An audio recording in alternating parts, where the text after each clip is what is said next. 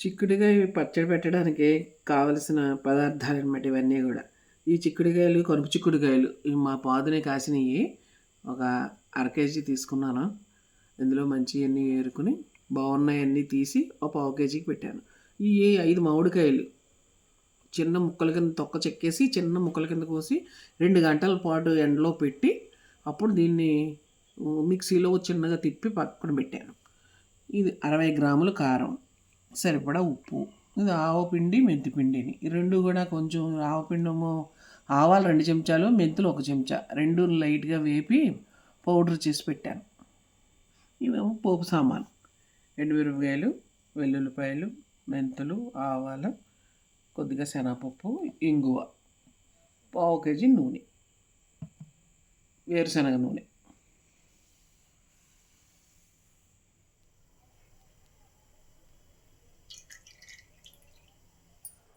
నూనె వేడెక్కింది. ఇప్పుడు చిక్కుడుకాయలు వేసుకుని లైట్గా వేపుకుందాం.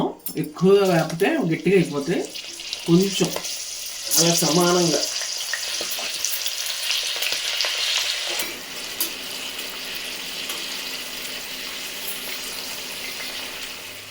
ఈ రకంగా వేయితే సరిపోద్ది. ఇంకా తీసేసుకోవచ్చు కాయలు. కొద్దిగా నూనె చుక్కలు ఉన్నా కానీ పర్వాలేదు.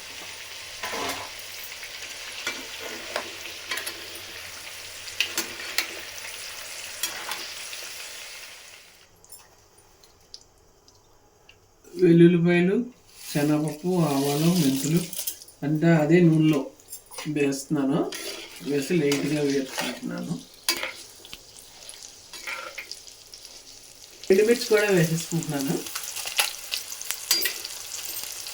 ఆ తర్వాత కొద్దిగా ఇంగు కూడా కలుపుకుంటే పచ్చడి బాగుంటుంది. ఇంగు కూడా చల్లేసి ఒక్క నిమిషం అలా వేగనిచ్చి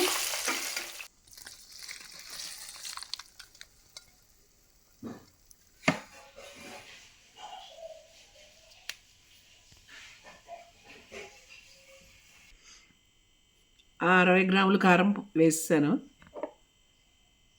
ఉప్పు కూడా,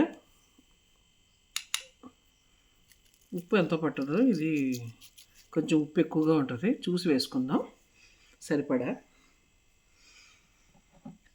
ఈ మామిడికాయ తుక్కు కూడా వేసేస్తున్నాను ఇందులో. చింతపండు కూడా వేసుకోవచ్చు కావాలంటేనే, కాకపోతే చింతపండు కంటే మామిడికాయ మంచిదని మామిడికాయ చెక్కి వేస్తున్నాను. ఈ పులుపు అయితే బాగుంటుంది. ఇంకా కొంచెం వేడిగా ఉందని ఆవపిండి మెంతిపిండి వేయలేదు. కొంచెం కలిపేసరికి నూనె చల్లారుతుంది, అప్పుడు వేస్తాను. ఆవపిండిని మెంతిపిండి కొట్టు ఉంచాను కదా, ఆ పౌడర్ కూడా వేసేస్తున్నాను. బాగుంటుంది, సువాసన వస్తా బాగుంటుంది. అయిపోయింది పచ్చడి.